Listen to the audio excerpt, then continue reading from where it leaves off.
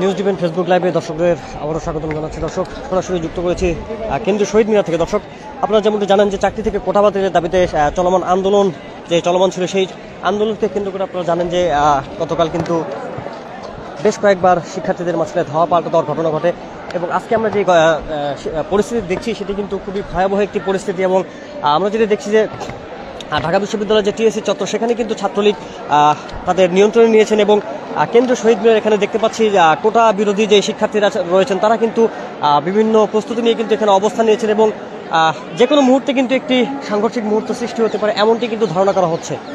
আপনারা দেখতে পাচ্ছেন যে সকল শিক্ষার্থীদের হাতে কিন্তু লাঠি সোটা সহ সকল ধরনের প্রস্তুতি নিয়ে তারা কিন্তু এখানে অবস্থান করছেন এবং দেখতে পাচ্ছেন যে কোনো মুহূর্তে কিন্তু তারা প্রস্তুত রয়েছেন সকল ধরনের কিন্তু হামলা কিন্তু প্রতিহত করতে তারা কিন্তু প্রস্তুত রয়েছেন।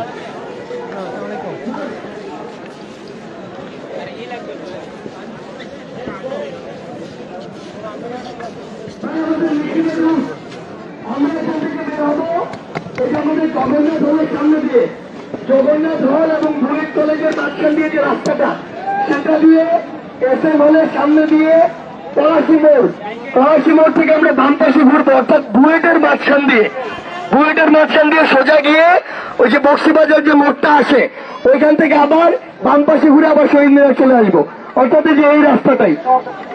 বুঝতে পারছেন কিনা? ঠিক আছে, তাহলে আমরা এখন বেরোই। আর সাংবাদিক ভাইদের আগামীকাল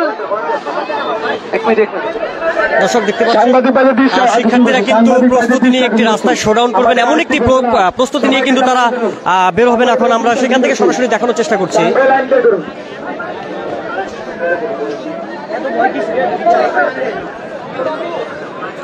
প্রিয় বন্ধুগণ,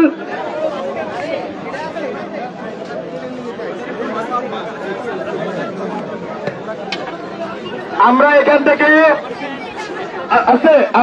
থেকে দুয়ার চত্বরকে মিছিল শেষ করে দিব নাকি?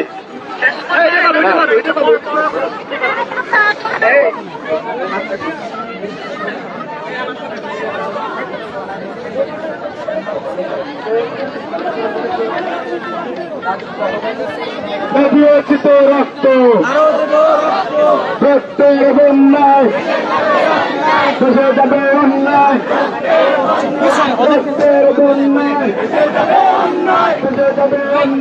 দর্শক যেমনটি বলছিলাম, আমরা এই মুহূর্তে রয়েছি কেন্দ্রীয় শহীদ মিনার থেকে সরাসরি দেখানোর চেষ্টা করছি চাকরি থেকে কোটা বাতিলের যে আন্দোলনরত শিক্ষার্থীরা তাদের পরিস্থিতি দেখানোর চেষ্টা করছি। দেখতে পাচ্ছেন এখানে যারা উপস্থিত রয়েছেন সকলে কিন্তু বাঁশ এবং লাঠিসোঁটা হাতে নিয়ে কিন্তু সকলে কিন্তু প্রস্তুত রয়েছেন। কোনো প্রকার হামলা যদি তাদের প্রতি হয় তারা কিন্তু মুখোমুখি থেকে কিন্তু সেটি কিন্তু তারা প্রতিহত করবেন, এমনটি কিন্তু প্রস্তুতি নিয়ে